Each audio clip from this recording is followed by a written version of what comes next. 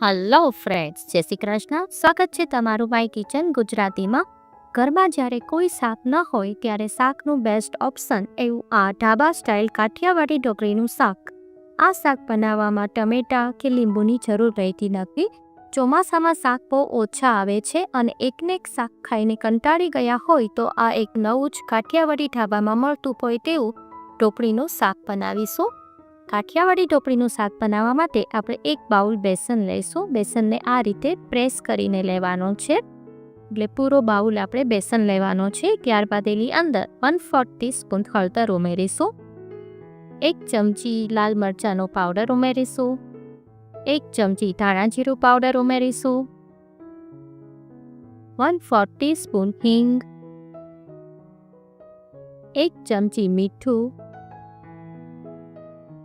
1 ચમચી આદુ મરચાંની પેસ્ટ, 1 ચમચી લસણની પેસ્ટ. લસણને તમારે ચોપ કરી અને બારીક વાટી લેવાનું છે. એ ટાઈપની 1 ચમચી પેસ્ટ લીધી છે લસણની. હવે બધા જ ડ્રાય મસાલાને મિક્સ કરી લેવાના છે.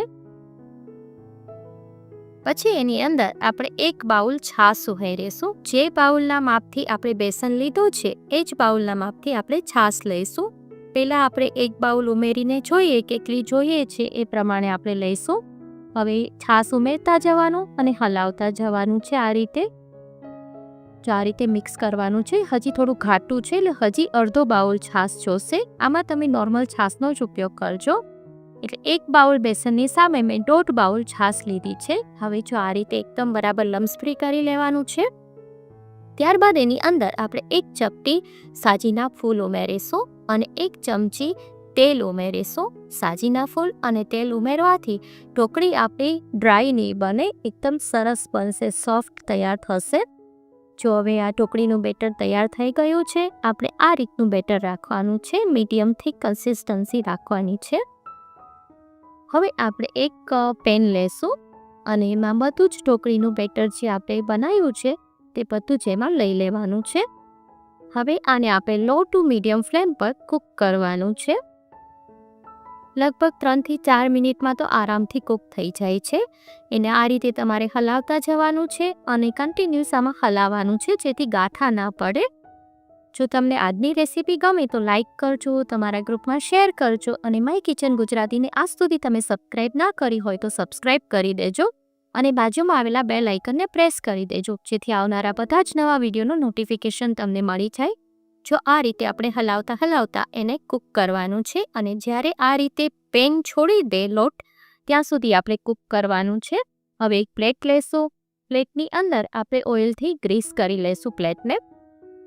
ત્યારબાદ છે આપણે ઢોકળી માટેનો લોટ પકાવેલો છે એ બધો જ એમાં ઉમેરી દઈશું અને એને ઇવનલી આ રીતે સ્પ્રેડ કરી દઈશું. થોડો હાથ આપણે ગ્રીસવાળો કરી લઈએ, થોડું તેલથી હાથ લગાવી દઈએ એટલે ઇઝીલી સ્પ્રેડ થઈ જશે. આ રીતે તમારે કરી લેવાનું છે. હું ઓલવેઝ ઢોકળી વધારે બનાવું છું. મારા બાળકોને આ ઢોકળી બહુ જ ભાવે છે. હવે એને આપણે ઠંડી થવા દેવાની છે. જો ઠંડી થઈ જાય પછી એને એકદમ નાના પીસમાં સ્પેર પીસ કરી લઈશું. આ રીતે બધા જ આપણે પીસ બનાવી લઈશું.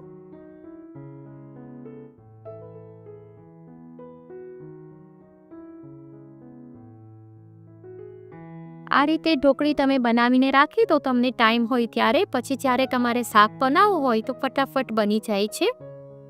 જો આ રીતે બધી જ ઢોકળી આપણે બનાવી લીધી છે.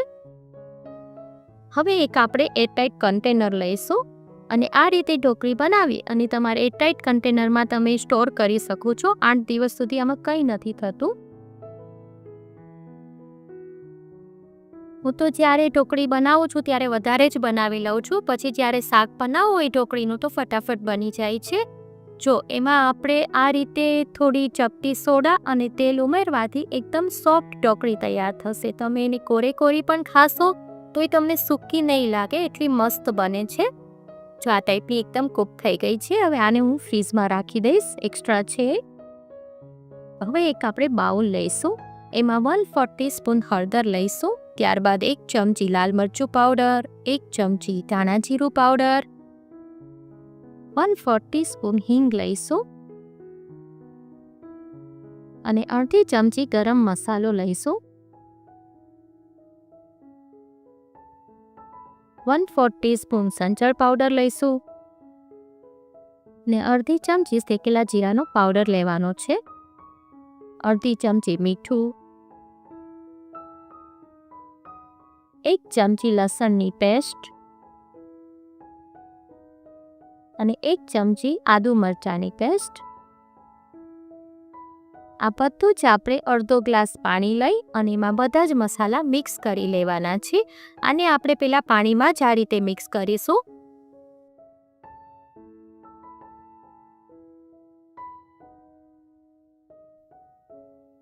જો આ રીતે સરસ મિક્સ કરી લેવાના છે.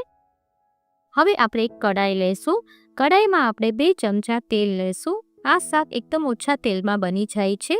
અડધી ચમચી રાઈ ઉમેરીશું. રાઈ થોડી ઉપર આવે એટલે અડધી ચમચી જીરું ઉમેરીશું. ત્યારબાદ 1 તમાલપત્રનું પાન લઈશું, 1 સૂકું મરચું, 5 થી 6 મીઠા લીમડાના પાન લેવાના છે અને 1 ચમચી આમાં આપણે અજમો ઉમેરીશું. અજમોને આ રીતે હાથેથી ક્રશ કરી અને ઉમેરીશું. અજમો ઉમેરવાથી આ શાકનો ટેસ્ટ બહુ જ ફાઇન આવે છે અને ભારી પણ નથી પડતું.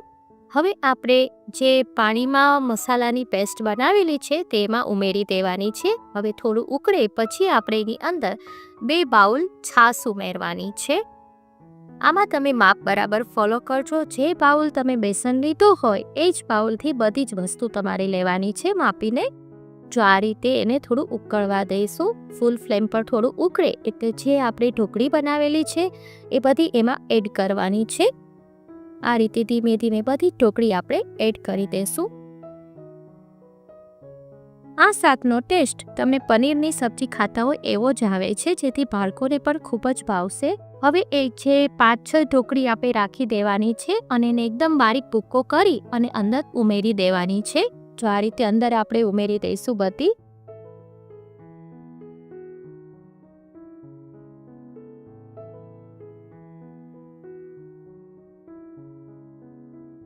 પછી એની અંદર આ રીતે તેલ થોડું ઉપર આવી જાય, તેલ સેપરેટ થવા લાગશે ત્યારે એની અંદર આપણે લીલા ધાણા ઉમેરીશું.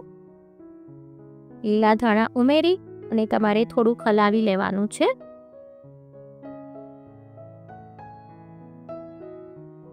હવે આ રીતે હલાવી અને આપણે ઢાંકી અને 3 થી 4 મિનિટ માટે એને કૂક થવા દઈશું. 3 થી 4 મિનિટ થઈ જાય પછી આપણે ચેક કરી લેવાનું છે.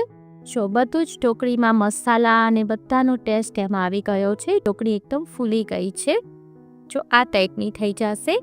આ શાકને તમે રોટલી કે રોટલા સાથે ખાઈ શકો છો. રોટલા સાથે તો આનો ટેસ્ટ બહુ જ મસ્ત લાગે છે. અને જ્યારે બહાર વરસાદ આવતો હોય અને ઘરમાં કોઈ પણ શાક ન હોય ત્યારે તમે આ ઢોકળીનું શાક બનાવો તો આ સિઝનમાં ઢાબામાં પહોંચી ગયા હોય એવી ફિલિંગ આવે છે. તો ચોક્કસ બનાવજો અને મને કમેન્ટ કરીને કહેજો કે આજની રેસીપી તમને કેવી લાગી.